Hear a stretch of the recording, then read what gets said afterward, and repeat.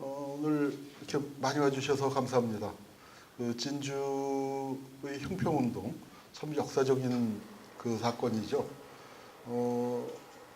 저도 이제 그 공부를 하고 또 학생들도 가르치고 하다가 보니까 역사에 대해서 질문을 많이 받을 때가 있는데 진주에서 형평운동이 일어났다. 이제 그러니까 진주가 백정이 많습니까? 이제 그래요. 그래서 백정은 어디나 많았다. 근데 제일 중요한 건 뭐냐?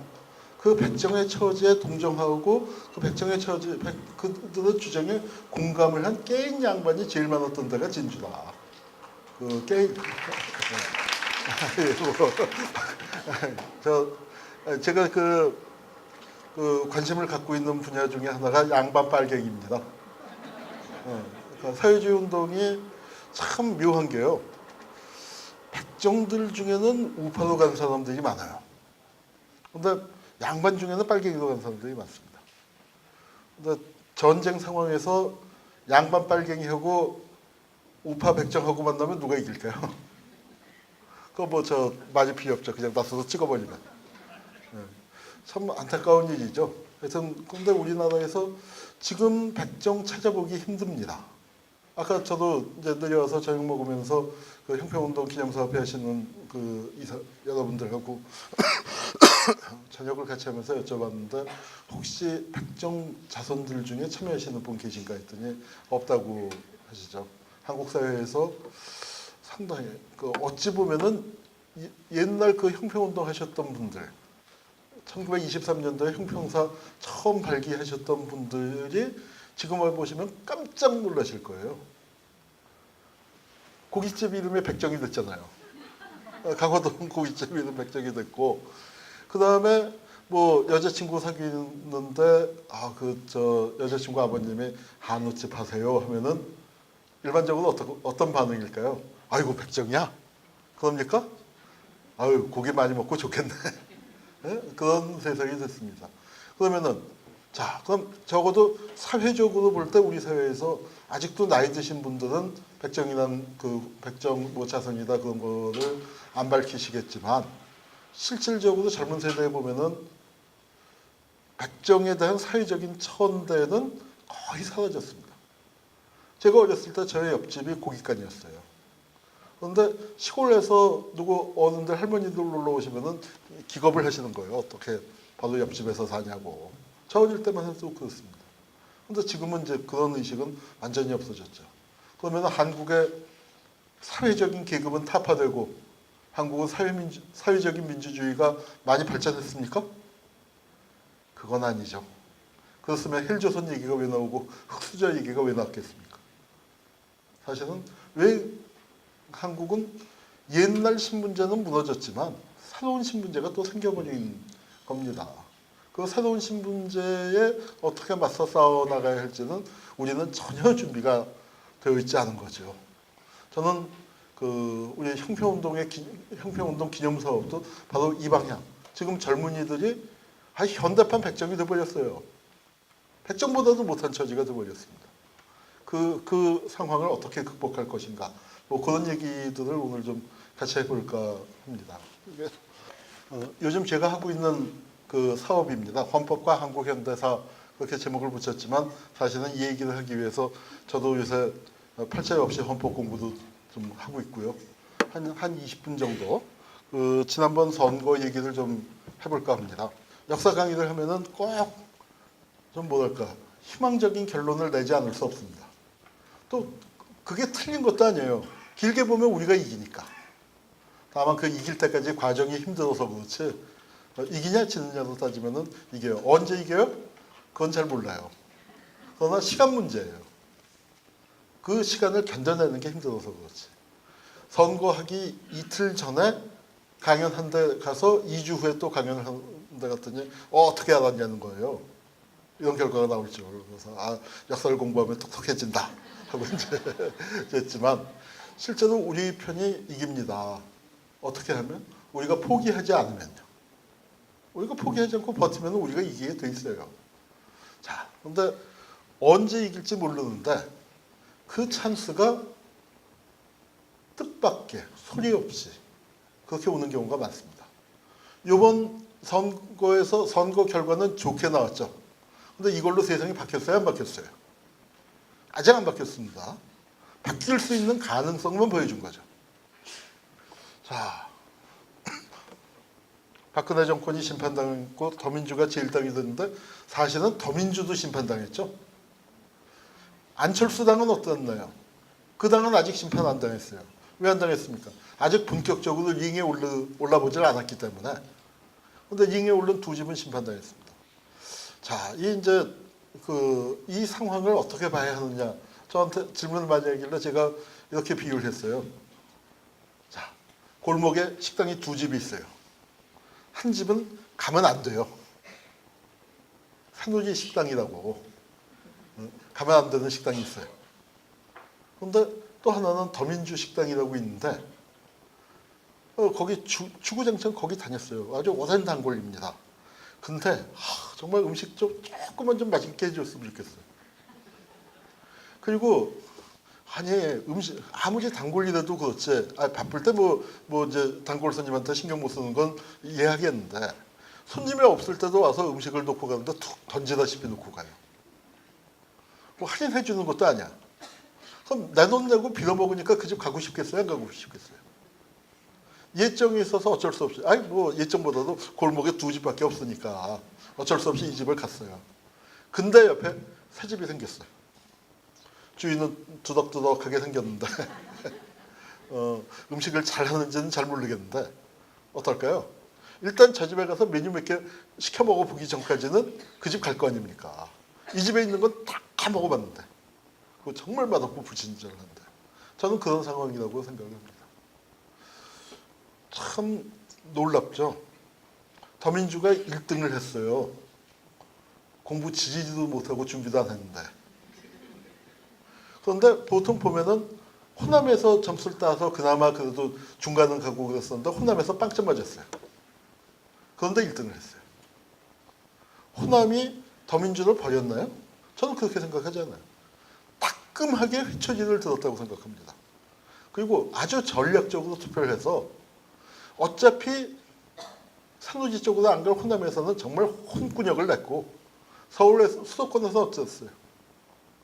다 찍어준 거예요. 다. 그러니까 1등 올라갔죠. 자, 여기 보니까 이제 새누리 심판했다 맞아요. 근데 저는 더민주 환호해도 됩니까? 환호하다고 이렇게 제목을 해서 야 이거 어떤 신문이야 하고 보니까 조선일보구나. 됐습니다. 자, 이 비슷한 선거 78년 12월 아마 12일일 거예요.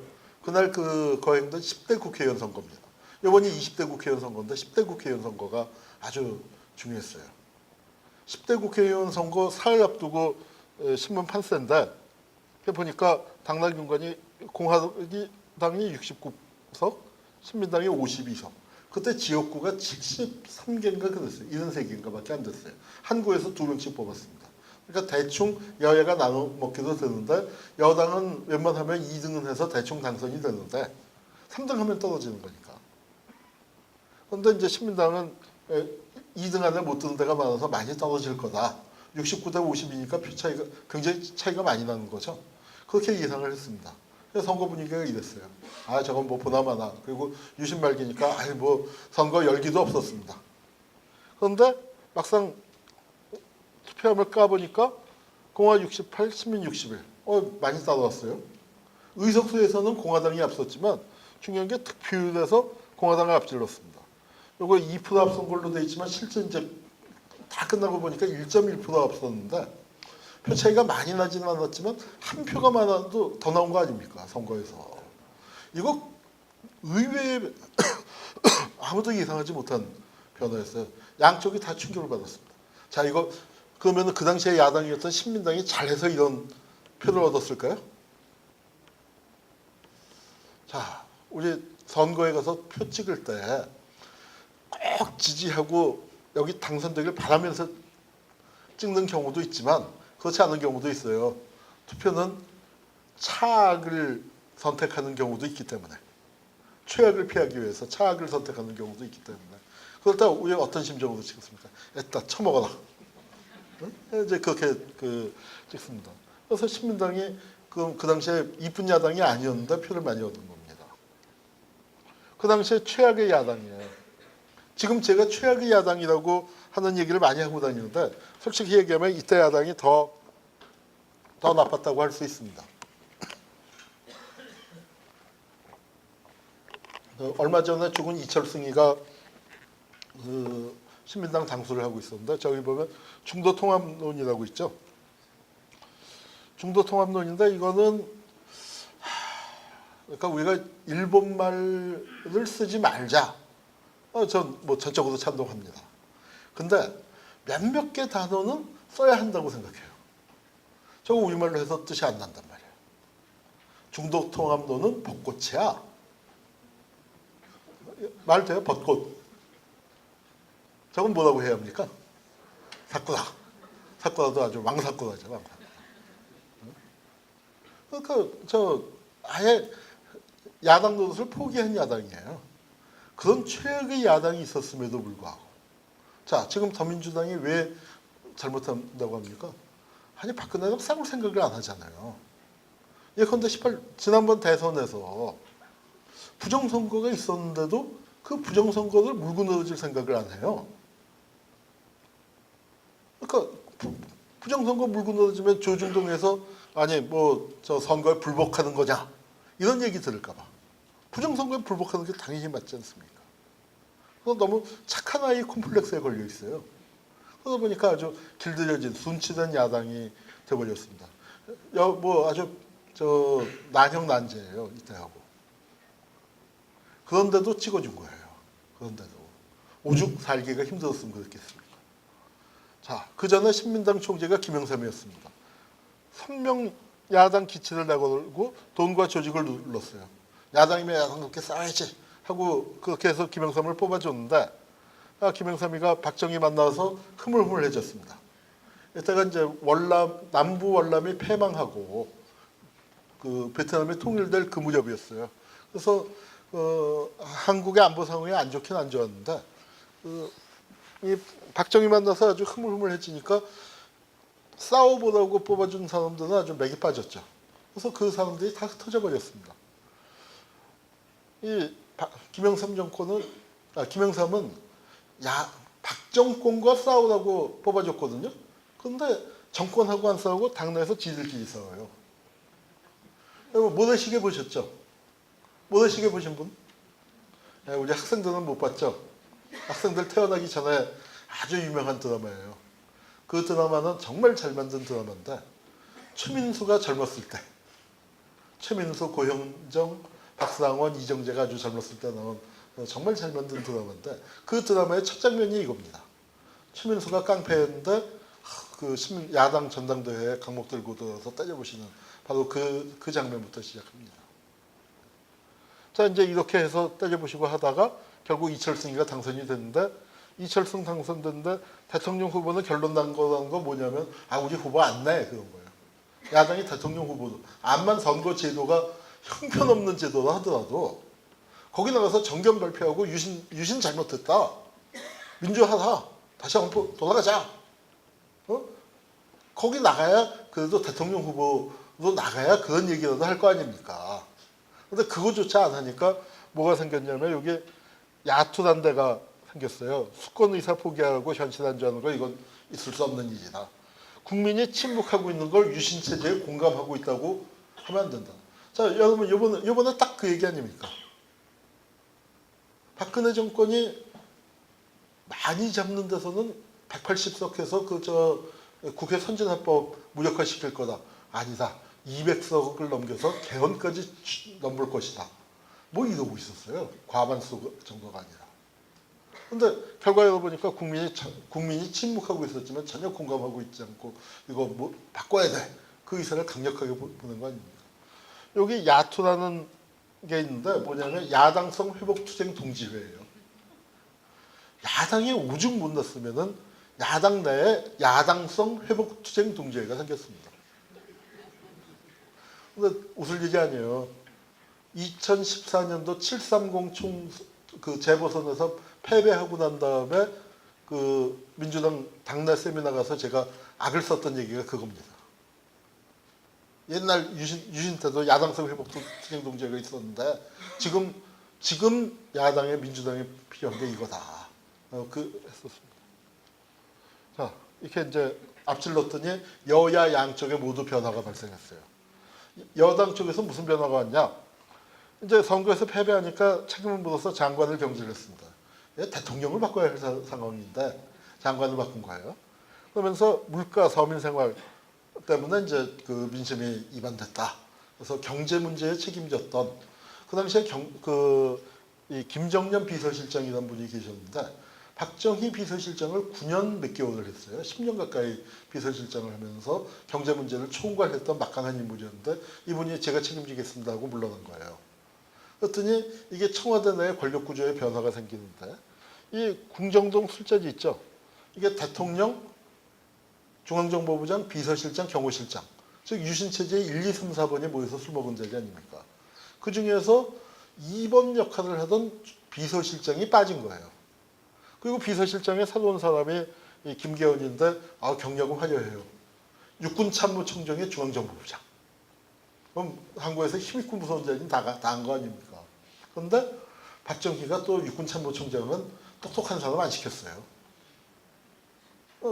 자기가 쿠데타 해봤으니까 알잖아요. 그러니까 그냥 말 듣고 얌전한 사람만 시켰지 최명신 장군처럼 군부 내에서 존경받고 신망 있고 실력 있고 과단성 있는 사람 참모총장 안 시켰습니다. 이 사람은 아주 부드럽고 순한 사람이에요. 박정희가 나이 들어가니까 이제 그러니까 이 김정년만 하더라도 각하 그러시면 안 됩니다. 그건 비판도 하고 조언도 하고 그랬었는데 이제 그런 거 듣기 싫어지고 그냥 말 잘 듣는 술친구 말동무를 갖다 앉힌 겁니다. 그랬더니 어떤 일이 벌어졌냐. 권력 구조가 변화하는 거예요. 김정념이가 있을 때는 차지철이가 맥을 못 썼습니다. 그런데 비서실장이 바뀌고 났더니 차지철이가 붕 하고 기어오르면서 이제 권력 자기가 2인자를 하려고 또는 심지어는 후계자를 하려고 그랬습니다. 그렇게 되니까 그 속에서 그 김재규가 못마땅하고 그게 삐그덕 하는데 이게 바로 그 신민당이 1.1% 이긴 데서부터 야당이 그렇게 변화를 가져온 데서부터 여당 쪽의 그 충격이 12.6 사건의 저 테이블 멤버가 이제 만들어지는 그런 거예요. 12.6 사건이 여기서부터 비롯됐다고 할 수 있습니다. 야당 쪽은 어땠을까요? 김영삼이 다시 총재가 됐어요. 대역전극이 벌어졌습니다. 2차 투표에서. 이때 김대중이 도와줬어요. 그래서 참 하여튼 이렇게 바뀌었는데 이게 바뀐 게 79년 5월이에요. 그러니까 그 선거가 있고 한 5달 정도 지나서 그러니까 역사가 하루아침에 휙 바뀌는 건 아닙니다. 서서히 그런 것들이 사건들이 모이는 거죠. 그리고 그 다음에 무슨 일이 있었냐. 김영삼이가 되고서 2달 조금 지났더니 신민당사의 여공들이 와 몰려들었습니다. 이게 YH 사건이에요. 79년도 8월 8일인가 9일인가 그 쫙 들어갔는데 제가 79년도에 대학교 2학년이었습니다. 대학교 1학년 때는요. 데모가 그래도 좀 몇 번 있었어요. 분기마다 한 번씩. 369 12에 한 번씩 있었습니다. 그런데 2학년이 됐더니 그나마 그것도 없어졌어요. 왜 없어졌냐? 워낙 탄압이 심했거든요. 캠퍼스에 짭새가 쫙 깔려 있었어요. 그건 짭새는 짭새라고 불러봤습니다. 딱 그 가죽 잠바 입고 학교에서 40대나 50대 남자가 왔다 갔다 하면 되게 교수여야 하는데 딱 봐도 나 교수 아님 써붙이고 다녀요. 심지어는 아예 리시버 아예 꽂고 다녔어요. 무전기 내놓고 들고 가죽 잠바 입고 이러고 제가 대학교에 들어가서 3학년이 돼서 벤치에 처음 앉아봤습니다. 벤치는 많았어요. 그런데 중간에 짭새 한 마리 앉아 있으면은 그 옆에 벤치가 비었다고 거기가 앉겠습니까?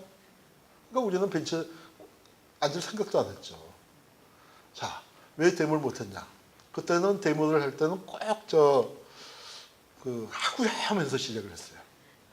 근데 주요 대학에 가면은요, 별명이 학인 선배들이 있었습니다. 목이 긴 것도 아니고 성품이 학처럼 고고한 사람도 아닌데 왜 별명이 학이냐. 데모할 때 하구야 하면서 시작을 해야 하는데 바로 뒤에 짭새가 있는데 그거 모르고 하구야 하다가 학 하다가 잡혀간 거예요. 이게 여러분은 지금 웃으시지만 그걸 현장에서 볼 때는 그게 피가 거꾸로 솟는 겁니다.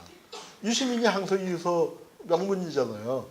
시민이가 저하고 대학 동기인데 그 항소 이유서가 바로 학하다가 끌려가는 선배들 보면서 뭐 이제 자기도 모범생이었던 자기가 이제 대목군으로 바뀌는 그 과정을 쓴 거죠.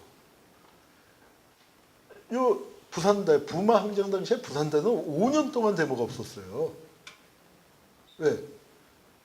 저 경남고 나온 김기춘이가 중앙정보부 대공수사국장 하면서 박정희가 인혁당 사건으로는 자기의 정치적 고향 대구를 씨를 말렸듯이 김기춘이는 자기 고향 부산에 씨를 말린 거거든요.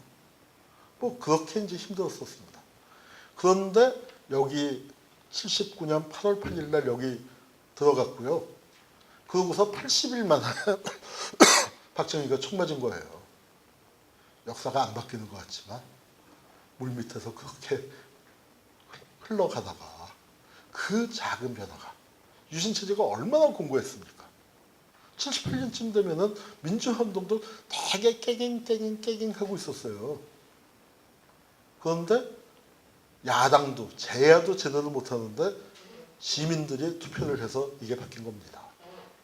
그리고 이 와이치 사건이 터지고 와이치 사건이 터졌는데 이 여성들이 어디로 갈까를 고민을 했어요. 사장이 돈 떼어먹고 미국으로 튀었단 말이야. 한국 사람인데 미국 시민권자고. 그러니까 저 돈을 어떻게 받냐. 미국 대사관 가서 하소연하자. 미국 대사관 들어갈 수 있나? 사람들이 가서 이제 좀 몇 명 보내서 정찰을 하고 왔더니 저긴 도저히 들어가다 문에서 다 막힐 거다. 저기 못 들어간다. 그럼 어디로 가냐?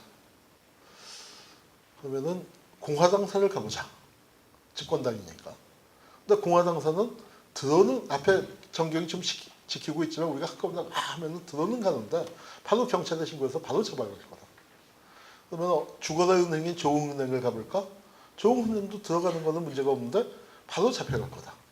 저기 들어가서 그래도 다만 몇 시간이라도 버티면서 악을 써야 사람들이 알 거 아니냐.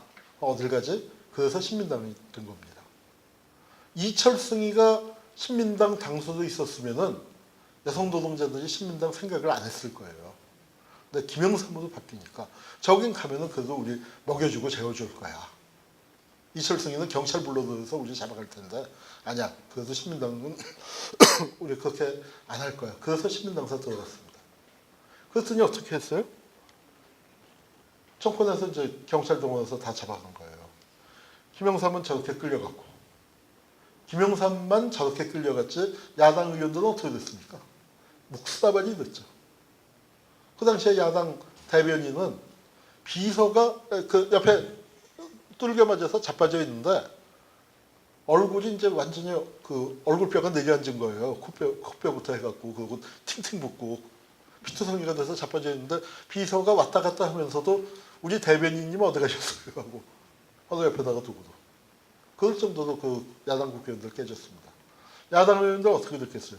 독이 올랐겠죠. 유신 정권하고 제대로 붙어서 신민당이 이제 싸우게 된 거예요. 신민당이 김영삼이 저렇게까지 다차게 박정희랑 싸울 생각이 있었는지 모르겠지만 역사가 그렇게 싸움의 무대로 끌어냈습니다. 그랬더니 신민당 총재 직무정지 가처분 이라는 황당한 그 투표할 때 저 조윤형이라고 저 조순형의 형이죠. 조병호 선생 아들인데 뭐 이제 이런 사람들이 그 정치적인 사건으로 구속되고 뭐 그 유죄 판결 받고 그랬는데 그 당시 법이 고약해 갖고 유죄 판결 받으면은 정당원 자격을 상실해요. 여러분 보시기 어때요? 야당 당원이 정부와 싸우다가 정부 비판하다가 잡혀가서 징역받았다고 야당에서 그 사람을 지켜주지 못하면 야당 아닌 거죠. 그러니까 우리 저 사람 무슨 얘기야 우리 당원이야 하고 선거했더니 이제 저런 사람이 선거에 참여했으니까 그 선거는 무효다. 이렇게 된 겁니다. 그랬더니 법원에서 딱 직무정지 가처분 그 직무정지 결정을 하고 총재 대행을 아예 세운 거예요. 그러니까 이제 뭐 김영삼 당신 너 총재 아님 그렇게 이제 통보를 받은 거죠. 그런데도 김영삼이 계속 떠드니까 특히 이제 뭐 외신하고 기자회견을 해요. 왜 외신하고 기자회견을 합니까? 국내 언론은 보도도 안 해주니까. 외신에다가 세게 얘기하면 그게 NIT 같은데 워싱턴 포스트에 보도되고 난 다음에 국내 신문에 한두 줄로 보도가 되니까 그렇게 했더니 그걸 갖다가 4대주의다. 그리고 또 무슨 죄를 걸었냐면 내란 선동이다. 그래서 김영삼 야당 총재를 제명을 시킨 겁니다. 제명시킨 날짜가 언제예요? 10월 4일이에요. 12중 나기 딱 3주일 전쯤이에요. 이거 제명시켰더니 이제 김영삼이 울고 이게 부산대에서 데모가 일어난 겁니다. 부산대에서 데모가 일어날 때는 이렇게까지 크게 일어날 거라고 아무도 상상 못했어요. 5년 만에 첫 데모니까. 5년 만에 첫 데모를 했는데 교문이 막혔습니다. 그래서 학생들이 교문 돌파를 못했어요. 그러고 거기서 그냥 끝났으면은 12.6 사건이 없었을지도 모르는데 학생들이 이제 화가 나니까 우씨 하고 벽을 걷어쳤대요. 분풀이를 A씨 하고 했는데 벽이 무너져 버렸어요. 그래서 학생들이 글로 몰려나갔어요. 그리고 학생들이 뭐 서면인가까지 갔더니 학생들이 거기서 나왔단다니까 애들이 웬일이야 하고 경찰도 또 학생들을 이제 막으러 나갔습니다. 막으러 나갔는데 데모 이거는 제가 조사한 게 아니고 조갑제가 조사한 겁니다. 조갑제가 그때 취재해서 아주 좋은 글을 썼어요. 조갑제가 글 잘 씁니다. 어쩌다가 저렇게 맛이 갔는지 모르지만 그때 쓴 글은 잘 쓴 글이에요. 근데 거기에 아주 기막힌 그 얘기를 써놨는데 왜 경찰이 뚫렸냐. 학생들하고 서면에서 이제 1차 그 접전을 하는데 거기 마침 그 도로 포장 공사를 하니까 자갈이 많았대요. 애들이 자갈을 던졌잖아요. 근데 경찰이 딱 야 하면 방패도 막아야 할 거 아닙니까? 근데 5년 동안 출동을 안 하다가 처음 출동을 했더니 방패를 안 갖고 나왔다는 거예요, 방패를. 그래서 거기서 경찰 대우가 그냥 무너져 버렸습니다. 그 500명 나간 게 그날 저녁에 5만 명 시위대가 돼서 이틀 동안 부산을 뒤집어 놓은 거예요. 그리고서 파출소 다 때려보셨습니다. 파출소에 딱 들어가면 사진이 2개가, 액자가 2개가 걸려 있었어요. 하나는 시위대가 아주 떼어서 조심조심 들고 나온 게 뭐겠습니까? 바로 이 태극기입니다. 또 하나는 어떻게 했어요? 바닥에 내팽개치고 짓밟고 그렇습니다. 찢어버렸어요. 불태우고 밟고 불태웠습니다. 그걸 요새 뭐라고 그래요? 존영. 지난번 선거에서 왜 그 유승민이 탈당한 사람들 각하의 존영을 반납하시고 우리 역사가 참 울퉁불퉁하죠. 56년 전 4.19 때는 어땠습니까? 시인 김수영이 우선 저놈의 사진을 띄어서 미식게도 하자. 혁명이란 걸 그렇게, 혁명의 감동을 그렇게 표현했었는데 그 사진이, 그리고 그걸 여기서도 띄어버렸었는데 지금 다시 존영이 된 세상입니다. 자, 부산에 이제 계엄령이 선포가 되고 그 다음에 김재규가 여기서 이제 박정희를 쏘게 되는 거예요. 박정희를 왜 쐈느냐 이것만 해도 뭐 정말 1시간, 2시간 얘기거리가 많은데 오늘 이제 헌법 얘기를 하니까 이 얘기는 요만큼 하겠습니다. 지금 무슨 얘기냐? 그럼 그 박정희의 사망이라는 유신체제의 붕괴라는 게 어디서 나왔어요? 아무도 예측하지 못한 1.1%의 선거변, 1.1%를 야당이 이겼어요. 그때 야당은 아주 최악이었는데 그런데 시민들이 그렇게 싸워라 하고 명령을 내리니까 그 안에서 꿈틀꿈틀 하더니 일이 들리니까 이렇게까지 가는 거예요. 이번엔 어때요? 변화의 아주 시작. 정말 1.1%보다 훨씬 더 이긴 거죠. 그런데 그 싸움을 이렇게 여기 이런 변화로까지 끌고 갈 만한 힘이 보입니까? 안 보입니까? 아직은 안 보이죠. 아직은 안 보입니다. 그러나 너무 좌절하지 마시고 그 힘을, 그런 변화를 만들어내는 진짜 힘은 어디 있어요? 신민당이 있었습니까? 김영삼이가 갖고 있었습니까? 누구한테 있어요? 바로 여러분에게 있습니다. 그래서 모든 권력은 국민으로부터 나온다예요. 여러분 우리가 주권자고요. 우리의 의사대로 나라의 정치의 방향을 끌고 가는 겁니다. 그러라고 선거가 있는 거예요. 언론에서는 심지어는 한겨레나 경향신문 같은 진보 언론조차도 조중동이 쳐놓은 그 프레임에 그냥 빠져 있잖아요. 근데 우리가 믿을 건 누구예요? 우리 자신밖에 없어요. 진주밀란 때 누구 믿고 일어섰겠습니까? 자기 자신들 믿었다고 저는 생각합니다. 네. 자, 왜 헌법인가? 뭐 이런 얘기 다 하다가는 제가 사진을 100장을 넘게 갖고 왔는데 이런 얘기 다 하다가는 좀 시간이 너무 없을 것 같은데 그래도 지금 그나마 다행인 게요. 지금은 권력 가진 놈도 헌법을 들먹여요. 그전에는 뭐예요? 힘이었죠. 힘. 그냥 좁혀면 됐는데 근데 우리가 명백하게 기억해야 할 거는요. 제가 헌법 얘기 많이 떠들지만 법이 약자의 편인 적은 없습니다. 법은 언제나 강자의 편이에요. 지배자가 만든 거예요. 지배자의 거. 그럼에도 불구하고 그 법을 잘 이용하면은 우리가 비빌 때가 많아요. 지금 여러분 우리 헌법 읽어보셨나요? 헌법 읽어보시면은 황홀할 거예요. 우리에게 이렇게 권리가 많았나? 우리 법치 많이 하죠? 여러분 법치가 뭐예요? 여러분이 법을 지키는 게 법치예요? 아니에요. 권력을 위임받은 놈들이 법대로 하는가? 그게 법치입니다. 권력을 가진 놈들에게 너희 법대로 해라. 국민이 그렇게 요구해야 하는 거예요. 독재국가는 어때요? 그게 거꾸로 되는 거죠. 권력을 가진 놈들이 국민들에게 법을 지키라고 아우성을 치는 거예요. 법의 지배는 언제나 정당합니까? 히틀러는 어떻게 집권했어요? 히틀러도 합법적으로 집권했어요. 선거에서부터 유태인 학살에 이르기까지 모든 게 다 합법이었습니다. 절차적 정당성이라는 게 대단히 중요한 문제지만 절차적 정당성이 면죄부를 주는 건 아니에요. 법의 지배가 늘 타당한 거 아닙니다. 법의 지배를 뒤엎을 수 있는 저항권이 또 있는 것이죠. 한국의 법치주의는 어떨까요? 유신 때 이렇게 법을 강조했어요. 그 미스터 법질서 김기춘. 미스터 법질서예요. 근데 저는 김기춘 같은 사람을 미스터 법질서라고 안 부르고 일본 말인데 일본 1930년대에 많이 쓰던 말이에요. 일본에서는 계속 쓰고 있지만 한국에서는 죽은 말이었는데 제가 살려낸 말이 하나 있어요. 법비에난이라는 거. 법비라는 게 뭐냐면은 법을 갖고 노는 비적이에요. 우리 이제 저 영화 보셨죠? 그 좋은 놈, 나쁜 놈, 이상한 놈. 이게 이제 이른바 만주 웨스턴이라는 장르입니다. 서양 영화 서부극 같은 걸 무대를 만주로 옮겨놓고 그 선악구도를 이제 독립운동하는 사람과 일본 놈 이제 집어넣은 그런 그 만주 웨스턴의 맥을 이은 그런 영화인데 만주라는 곳이 좋은 놈, 나쁜 놈, 이상한 놈, 별의별 놈이 다 있다 이거죠.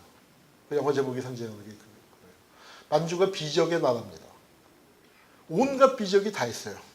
말 타고 다니면 마적되고 산에 살면은 그 산적, 농림당이고 뭐 온갖 화적들이 다 있습니다. 정치적인 문제를 갖고 싸우면 정치비고 공산당은 공비고 그런데 그 온갖 비적이 다 있는 만주에서 으뜸 가는 비적이 뭐냐? 법을 갖고 장난치는 비적이다 이거예요. 근대 법체계가 만들어지면서 법이라는 걸로 정신없이 그러면서 뭐를 뺏어갈 때도 다 법으로 뺏어가요. 돌아버리는 거죠.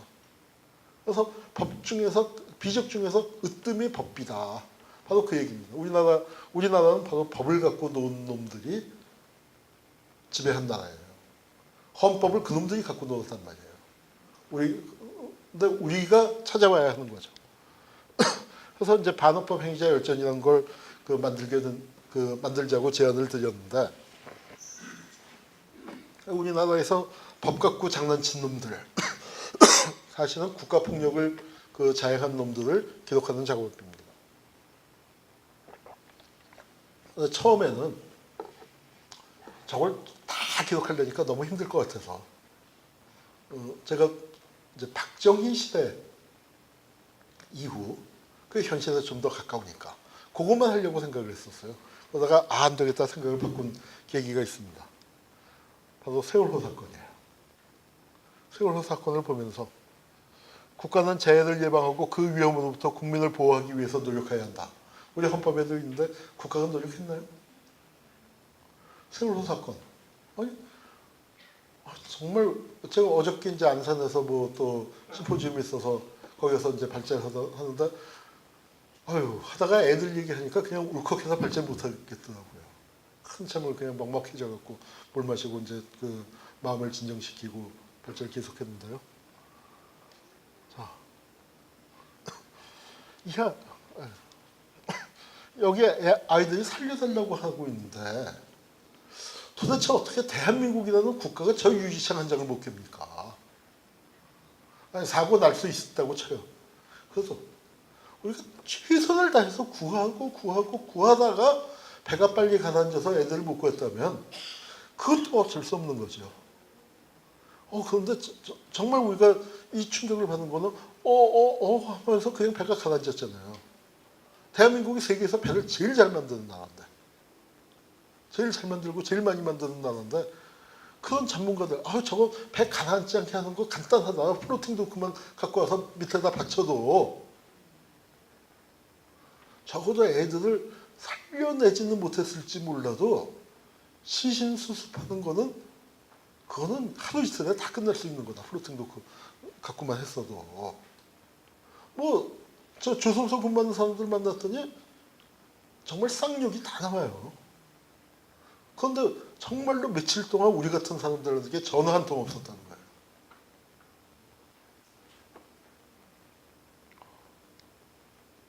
거예요. 정말 말이 안 되는 게 너무 많았고요.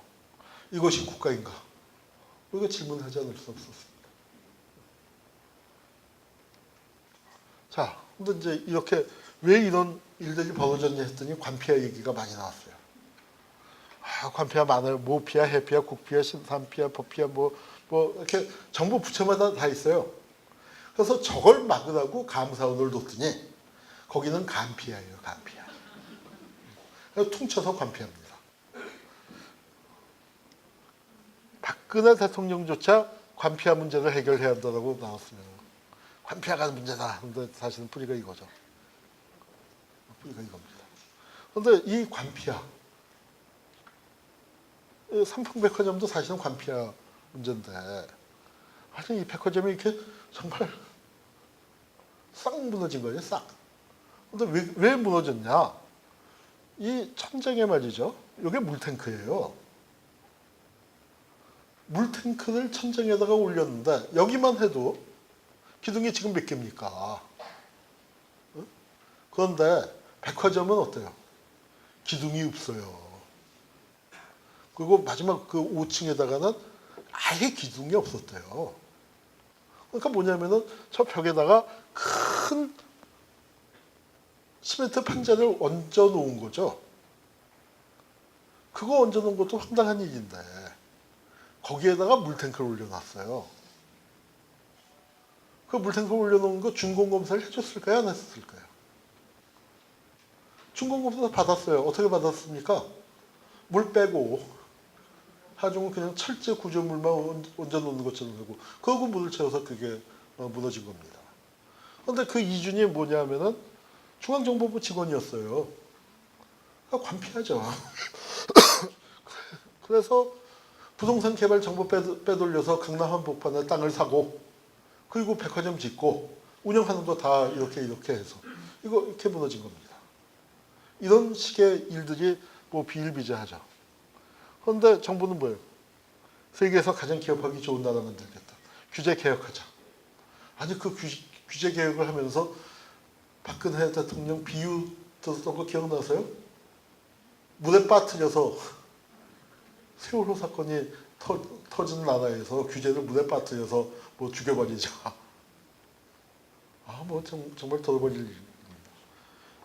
세계에서 가장 기업하기 좋은 나라 만들었습니까? 안 만들었습니까? 만들었어요. 어떤 기업이 좋아졌습니까? 대기업뿐인가요? 청해진 해운 같은 기업도 기업하기 좋아졌죠. 그리고 규제 완화해주고 설계 변경하고 다 묵인하고 그러다 사고가 났습니다. 자, 그런데 제가 보니까 아까 이 뿌리 깊은 이 관피아 있죠?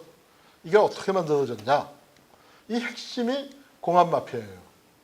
호식이 두 마리 치킨 광고를 보다가 딱 제가 무릎을 쳤습니다. 형님, 동생, 언니, 오빠, 친구, 처남, 동서, 사돈에게 권유해서 늘어난 체인점이 240개. 그게 아니라 공안 마피아가 거기서 뿌리를 쳐서 공안 마피아의 정말 형님, 동생, 언니, 오빠, 친구, 처남, 동서, 사돈이 고시해서 각 부처에 퍼져나가서 만들어진 게 대한민국의 그 관피아다 이거예요. 그 핵심이 공안 마피아입니다. 근데 제가 사진 한 장을 발견하고서 정말 의학하고 놀랐는데요. 요 밑에 사진이요. 요게 김창룡이에요. 50년대 보안사령부 특무대장. 50년대 공안 군 정보기관의 수장입니다. 그 옆에가 백선엽이에요. 40년대 수장입니다. 하나 건너서가 이후락이에요. 6, 70년대 수장입니다. 군 정보기관의 최고 책임자가 한 장의 사진에서 어깨동무하고 사진을 찍었어요. 왜 찍었을까요? 저 같은 사람 나중에 공안사에 보여줄 때 사진 한 장으로 보여주라고. 정말 저 사진 보고 깜짝 놀랐어요.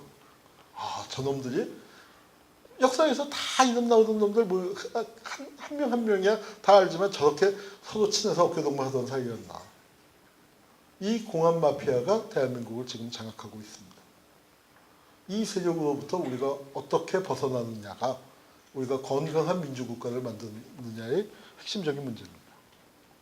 자, 지난 2004년 노무현 대통령이 탄핵당했을 때예요. 저는 이 과거사 정리, 과거 청산이 왜 중요하냐. 노무현 대통령이 왜 탄핵당했습니까? 한나라당 하자는 거, 조중도 하자는 거 다 해줬어요. 딱 하나 하는 게 과거사예요. 과거사 때문에 전 탄핵당하고 결국 돌아가셨다고 생각을 하는데 노무현 대통령을 탄핵시켰는데 대통령 자르는 거는 절차민주주의에서 가장 발전한 거 아닙니까? 지금 대통령 앞에 가서 짝소리도 못 하잖아요. 근데 감히 대통령을 자르는 거예요. 근데 대통령 자를 때 이 국회를 대표해서 헌법재판소에 저 증을 갖고 간 게 김기춘이하고 김용균인데 뭐 정말 이렇게 뭐 하나하나 설명하자면 시간이 없습니다. 과거 청산의 아주 중요한 대상이죠. 즉 이 사건을 보면서 이건 탄핵이라는 건 절차민주주의의 꽃인데 이걸 누가 했습니까? 과거 청산 대상들이. 그러니까 과거 청산 없는 민주화가 초래한 민주주의 자체의 위기였다. 그렇게 볼 수 있을 것 같아요.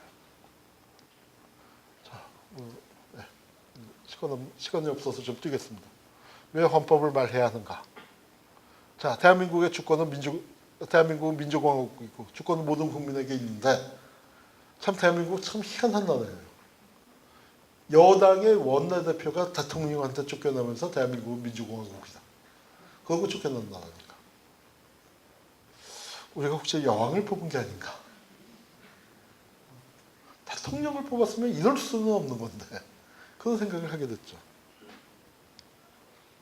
헬조선 얘기가 많이 나옵니다. 헬조선 얘기는 이따가 좀 다시 하겠습니다.